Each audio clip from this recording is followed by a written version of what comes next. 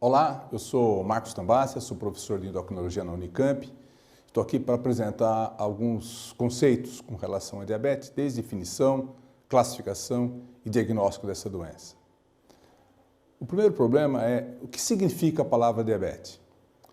Diabetes apareceu pela primeira vez num texto de Areteus, que era um médico romano que trabalhava numa região que hoje é a Capadócia, e o Areteus descreveu no segundo século da era cristã uma doença que ele descreveu assim: é uma afecção notável, não muito frequente entre os homens, consiste no derretimento dos membros e da carne em urina.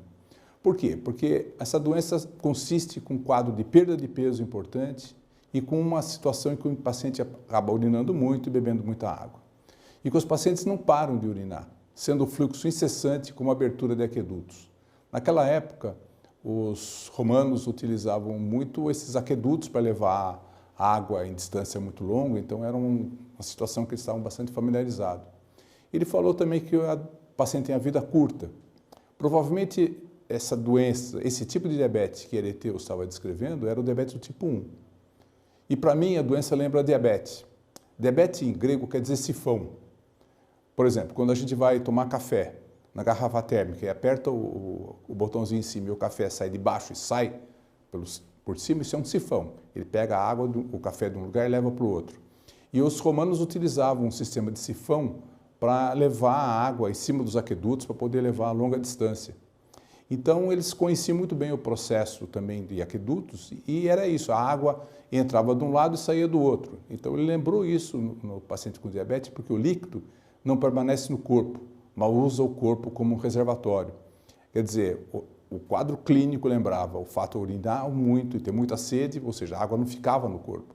Então lembrou para ele a palavra diabetes. Então diabetes quer dizer sifão em grego. Sempre que a gente está falando de diabetes, eu gosto muito de começar com essas duas fotos. Do lado da esquerda, vocês veem uma criança desnutrida, desidratada, no colo da mãe, morrendo de cetoacidose. Esse é mais ou menos o que acontecia com os pacientes com diabetes do tipo 1 antes do aparecimento da insulina. Essa foto é de 1922. Então, toda criança que ficava com diabetes naquela época, infelizmente, não tinha como tratar. E do lado da direita, vocês estão vendo dois senhores obesos, né, cada um sentado, ocupando dois banquinhos numa lanchonete, provavelmente comendo, e representam aqui o diabetes do tipo 2, que está associado à obesidade. Então, o que tem em comum, né, numa doença que pode acontecer tanto numa criança assim, desidratada, magra, no colo da mãe, e aqueles dois obesos? O que tem em comum nessa situação? O que eles têm em comum é a hiperglicemia. Então, o diabetes é uma doença caracterizada pelo aumento da glicemia, do açúcar no sangue. Nas duas situações, tanto no diabetes do tipo 1 quanto do tipo 2, o que a gente tem é hiperglicemia. Então, o diabetes, por definição, a gente pode dizer que a hiperglicemia mantida é o achado comum entre várias doenças que hoje a gente conhece com o nome de diabetes. Isso significa que diabetes não é uma doença só, é um conjunto de doenças que têm em comum a hiperglicemia. Eu volto para a foto daquele menino e dos dois senhores obesos, e agora eu pergunto, o que eles têm de diferente nessas duas situações? Em comum, eles tinham a hiperglicemia. De diferente, o que eles têm é o nível de insulina. O paciente com diabetes do tipo 1 tem um nível de insulina praticamente zero, indetectável. Ele não produz insulina. E os dois senhores obesos com diabetes, aquele diabetes do tipo 2, eles têm insulina mais elevada do que os indivíduos magros não diabéticos. Porque a característica nessa situação é resistência à ação da insulina. Então, numa situação você tem deficiência de secreção e na outra você tem predominantemente resistência à ação da insulina. Então, volto de novo a definir que diabetes é um grupo de doenças, então não é uma doença só, é um grupo de doenças metabólicas caracterizada ou por um defeito de secreção ou por um defeito de ação da insulina. Agora, o que tem em comum nessa duas situações é que o manter a glicemia elevada cronicamente, isso está associado com uma série de complicações, tanto micro como macrovasculares, levando a lesões, disfunções e falência de vários órgãos, como a gente vai ver. Esse gráfico representa as diferenças principais entre os dois tipos mais comuns de diabetes, que é o diabetes do tipo 1 e o tipo 2. Se a gente for analisar a secreção de insulina no tipo 1, ela é Nenhuma, praticamente. A criança, quando fica com diabetes do tipo 1, o nível de secreção de insulina é praticamente zero. Já por outro lado, dos pacientes com diabetes do tipo 2, o nível de insulina é variável. No começo, geralmente é elevado, porque esses pacientes têm um quadro de resistência à ação da insulina. Mas com o tempo, essa resistência vai evoluindo também para uma deficiência. Outra diferença é contra a época de instalação. O diabetes tipo 1 é uma doença que acontece geralmente em pessoas com menos de 20 anos de idade. Geralmente é ao redor de 8 a 11 a 12 anos de idade, que é a época de instalação do diabetes do tipo 1. Já o tipo 2, usualmente aparece mais nos indivíduos adultos, com mais de 40 anos de idade, como você pode perceber nesse gráfico. O tipo 1 é uma criança, um jovem magro, e o tipo 2, na grande maioria das vezes, mais de 80% associado à obesidade. Diabetes tipo 1 é uma doença autoimune. Por que a célula beta é destruída? É destruída por um mecanismo de autoimunidade. Você produz anticorpo que destrói a célula beta. Já no tipo 2, não é uma doença autoimune. É uma doença degenerativa, relacionada muitas vezes com o sedentarismo, que é a obesidade. Junto com o diabetes do tipo 2, geralmente a gente tem hipertensão arterial, dislipidemia, e isso vai tudo cursar com aterosclerose, que é a principal causa de morte do paciente com diabetes tipo 2, ou infarto do miocárdio, ou um acidente vascular cerebral. A resistência à insulina então, é uma característica do tipo 2 e praticamente não acontece no tipo 1, que na verdade é uma doença então, de não secreção de insulina. Nós estamos vivendo uma epidemia de obesidade. E pela epidemia de obesidade no mundo, está vivendo também uma epidemia de diabetes do tipo 2. De tal modo que hoje esse gráfico mudou um pouco. Hoje é possível a gente encontrar crianças que são obesas, também ter um quadro de diabetes do tipo 2 e não necessariamente toda criança vai ter tipo 1. Pode ter crianças ou adolescentes com diabetes do tipo 2. Como que é o quadro clínico dessa doença? O tipo 1 é uma doença de instalação rápida. Então você tem uma perda de peso, poliúria, polidípsia, desidrata e pode evoluir para um quadro de cetoacidose. É isso que provavelmente o Areteu estava descrevendo quando falou que a vida era curta, que os indivíduos urinavam muito, etc. Já no diabetes do tipo 2, na maioria das vezes não tem quadro clínico nenhum. Esses pacientes geralmente são pacientes obesos, hipertensos, dislipidêmicos, têm uma doença macrovascular, nem sabia que tem diabetes. É muito frequente hoje uma pessoa, sei lá, vai fazer um exame de rotina, um check-up de rotina, vai fazer uma cirurgia qualquer e pede algum exame, o médico pede um exame e encontra uma glicemia elevada e faz diagnóstico de diabetes no indivíduo que nem sabia que tinha diabetes. Então, o quadro clínico é bem diferente entre o tipo 1 e o tipo 2. Eu vou perder uns minutos nesse gráfico porque ele é muito importante para a gente tentar entender. Isso aqui é o que acontece com o nível de insulina, a secreção de insulina após uma sobrecarga com glicose em um grupo de pessoas. Eu queria que vocês reparassem primeiro os quadradinhos em linha verde, que são esses aqui, segundo de baixo para cima. Isso que acontece com a secreção de insulina quando alguém normal vai no laboratório e toma, por exemplo, 75 gramas de glicose. Quando você toma um copo de água com açúcar, de 75 gramas de glicose, a célula beta produz insulina, então aumenta a secreção de insulina exatamente para diminuir a glicose. Eu queria que vocês reparassem agora na linha vermelha, que são os indivíduos também não diabéticos, mas que são obesos. Dá para perceber que a secreção de insulina no indivíduo obeso é muito maior do que do indivíduo magro. Então, o indivíduo obeso produz muito mais insulina. Mas se ele produz tudo isso de insulina e não está tendo o efeito clínico desse aumento de secreção de insulina, que é ter uma hipoglicemia, eu posso dizer que a obesidade se caracteriza por resistência à ação da insulina. Então, indivíduos obesos são resistentes à ação da insulina. Na linha inferior, que é a linha branca, que vocês estão percebendo nos diabéticos magros, você vê que o diabético magro ele não consegue produzir insulina. Ele tomou aquela sobrecarga com glicose, mas a célula beta produz muito pouca insulina. Já a linha amarela, que são os diabetes tipo 2, a gente olhar, você vê, olha, o paciente com diabetes tipo 2 produz insulina. Ele produz insulina mais até do que o indivíduo normal. Mas se ele produz tudo aquilo de insulina e mesmo assim ele continua com hiperglicemia, é porque ele tem resistência à insulina. Então, característica do diabetes tipo 2, assim como no indivíduo obeso, é resistência à ação da insulina. E no tipo 1, ou no diabético magro, é perda da secreção de insulina. Como é que a glicemia, como é que existe o estímulo da produção de insulina numa pessoa normal? Dá para a gente perceber nesse diapositivo, que isso aqui, esse círculo representa a célula beta, a célula produtora de insulina. a glicose entra dentro da célula beta através de um transportador da glicose, que é o GLUT2. Essa entrada de glicose faz com que aconteça uma metabolização da glicose, gerando ATP. Quando você aumenta a relação ATP sobre ADP, você fecha o canal de potássio, despolariza a membrana, entra cálcio, muda o meio elétrico dentro da célula e daí acontece a secreção de insulina. Então, normalmente, o que acontece é que um indivíduo que tem normal, que recebe uma quantidade de glicose, a glicose entra dentro da célula beta, aumenta o ATP, fecha o canal de potássio, despolariza a membrana, entra cálcio e sai insulina. Então, a saída de insulina é proporcional à quantidade de glicose. E é por isso que uma pessoa normal nunca faz hiperglicemia, porque a hora que começa a aumentar a glicose, a célula beta responde produzindo insulina. No paciente com diabetes tipo 2, o que acontece é que a gente tem um erro nesse sensor do GLUT2 e um erro também na metabolização da glicose, não conseguindo gerar ATP o suficiente para acontecer o mecanismo fisiológico da secreção de insulina. Uma definição de diabetes que eu acho bastante interessante é essa que fala que diabetes tipo 2 é a falência geneticamente programada da célula beta para compensar uma resistência herdada ou adquirida à insulina. Então, diabetes, na verdade, é uma mistura de resistência com um quadro de deficiência. Por exemplo, todo indivíduo obeso, eu posso dizer que tem resistência à insulina, mas não é todo obeso que é diabético. Alguns têm diabetes. Quem que fica diabético entre os indivíduos obesos? Aqueles que não conseguem produzir insulina o suficiente para vencer a resistência à insulina que apareceu pela obesidade. Então, diabetes é uma doença complexa, uma mistura de resistência com deficiência.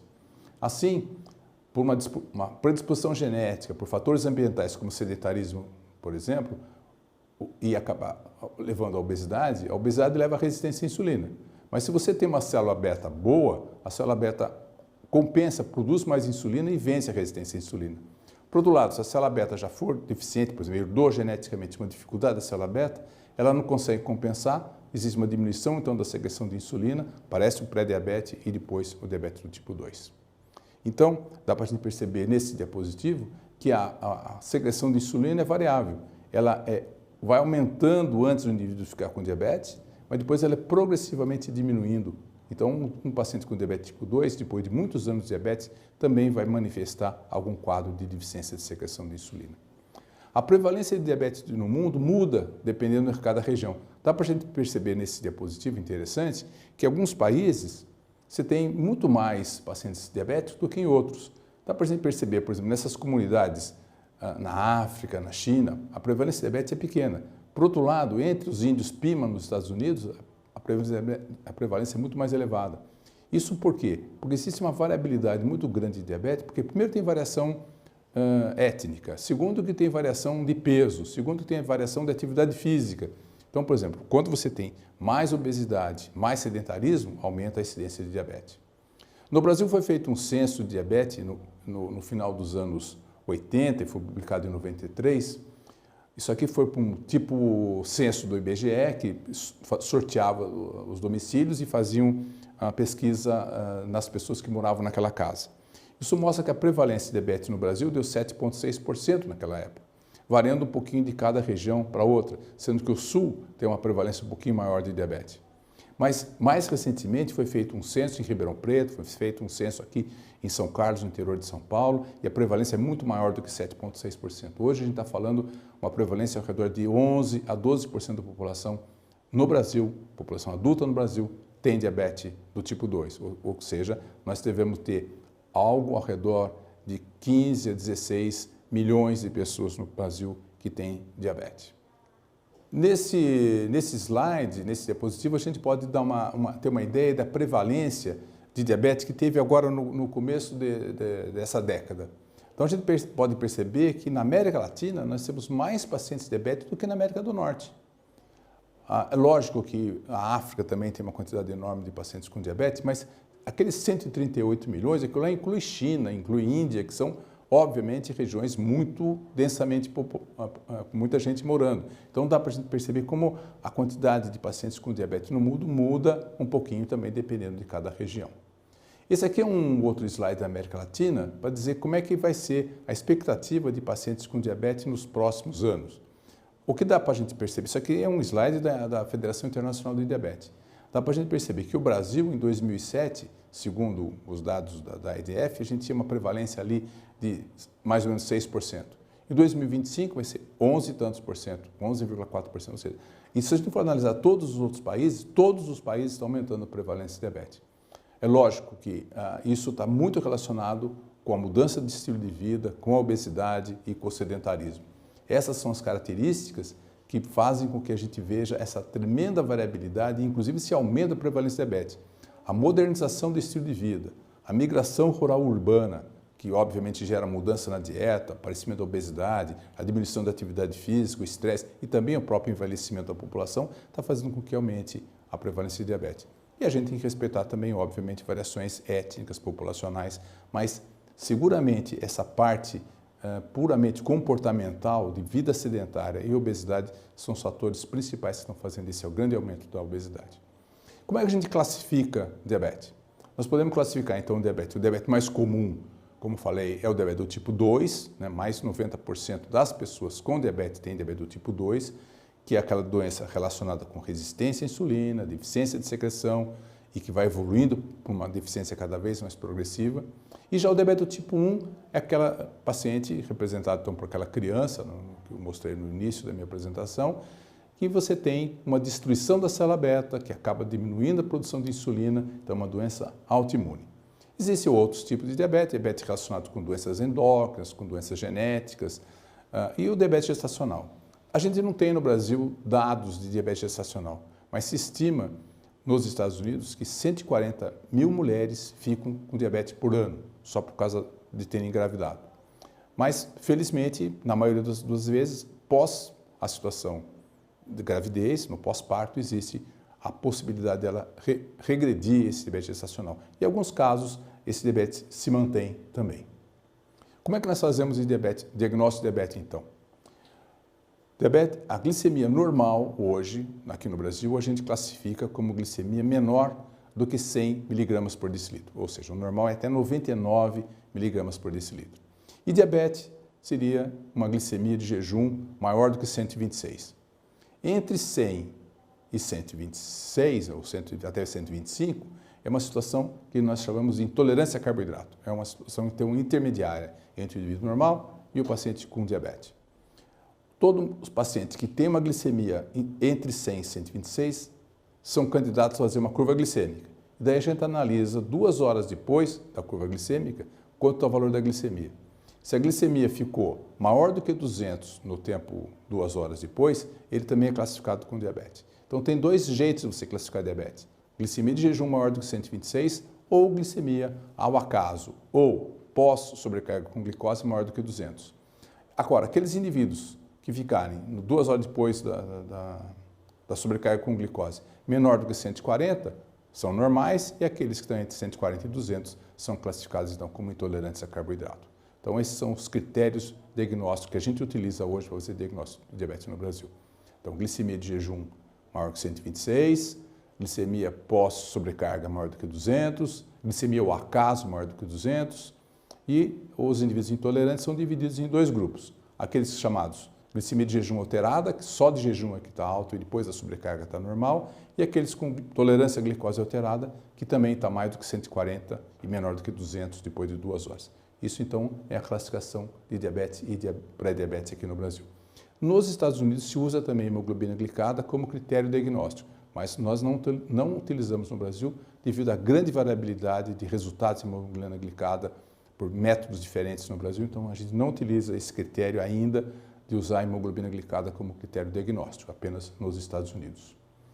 Então, dá para a gente dizer que diabetes é uma doença progressiva, se caracteriza por uma deficiência de secreção de insulina, por uma resistência à insulina, e a gente pode ver nesse slide que você tem um quadro do pâncreas com deficiência de secreção, você tem um fator de resistência à insulina induzido ou por herança, ou pelo sedentarismo, ou pelo sobrepeso, pela obesidade. Essa mistura de resistência e deficiência acaba evoluindo com uma hiperglicemia e pelo aparecimento de diabetes do tipo 2. Diabetes, então, é uma doença complexa, tem uma fisiopatologia variável, está relacionada desde quadro pancreático até periférico, tecido adiposo e relacionado com sedentarismo e a obesidade.